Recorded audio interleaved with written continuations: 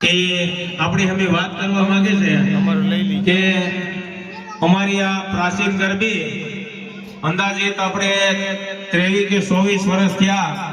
બાબા રામદેવ ગૌશાળા મંડળ આયોજિત આ ગરબીનું આયોજન કરવામાં આવે છે અને આ ગરબીની માલિકોએ 24 વર્ષ થયા બધા લોકોએ એટલો બધો સહકાર આપ્યો છે કે અમે ખાલી એમ માનો કે 10 જણા મંડળવાળા ખાલી રેમા કરીએ તો એ ગરબી હારી ન કહેવાય, પણ અહીંયા 300 કે 400 જણા આ ગરબીએ બધા બેઠા હોય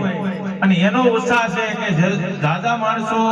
વધારે માણસો અહીંયા સાથ સહકાર આપે, ગરબી માણવા માટે આવે, એના માટે આ ગરબીનો ઉત્સાહ વધે છે। આ ગરબીની અંદર દિવેલ તો બધા પુષ્કળ પ્રમાણે પૈસાનો સહકાર આપે છે, પણ આમાં ઘણા દાતાઓ એવા છે કે આપણે જેદુના આ નોરતા 24 વર્ષ ત્યાં કરી છે ત્યારથી આપણે ઘણા એવા દાતા છે કે એને સહકાર આપ્યો છે કે દિલીપભાઈ નરસિંહભાઈ વેકરિયા એનો પણ દર વર્ષે સહકાર હોય, પરેશ કાળુભાઈ વેકરિયા બંગલાવાળા કહેવાય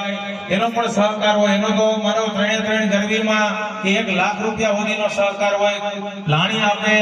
બધાને નાસ્તા પાણી કરાવે। ત્યાર પછી ગીગેવ કન્સ્ટ્રક્શન એમાં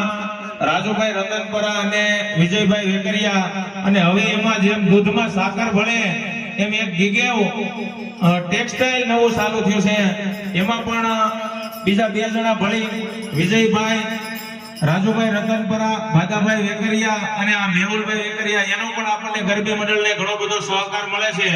અને વધારેમાં વધારે સહકાર તો એટલે મળે છે બધાને ઉત્સાહ એવો છે, નાની નાની દીકરીઓ રમે છે એને પણ ઉત્સાહ હોય કે આપણે સરસ મજાનો રાસ કરીએ। ત્યાર પછી અમારે આ યુવાનો બધાય જે અઠિયો રાસ કરે છે એ પણ સરસ મજાનો પ્રાચીન રાસ છે। ત્યાર પછી અમારે આ મોટી જે બહેનો રમે છે એને પણ એવો ઉત્સાહ છે કે અહીંથી એમ કહેવામાં આવે કે અમારે કાલે આ કાર્યક્રમ કરવો છે એટલે બધાય તૈયારી કરી અને સરસ મજાનો રાસ રમે અને અમને સહકાર આપે છે। આ અમારી પ્રાચીન ગરબી એવી છે કે અહીંયા ક્યારે ટેપ ઉપર લેવામાં નથી આવતું, વગાડવામાં, વાજિંત્ર ગાવામાં અને માતાજીના ગરબા અને રાસ કીર્તન લેવામાં આવે છે।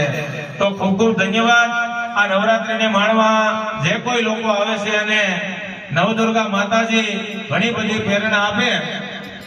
અને એક હજી પણ અમારા દાતા છે રજનીકભાઈ અને નવનીતભાઈ ખોખર એનો પણ આ ગરબીમાં ખૂબ ખૂબ સહકાર છે। જ્યારથી આપણે આ નવરાત્રી શરૂ છે ત્યારથી અટણ સુધીમાં બોલ શ્રી અંબે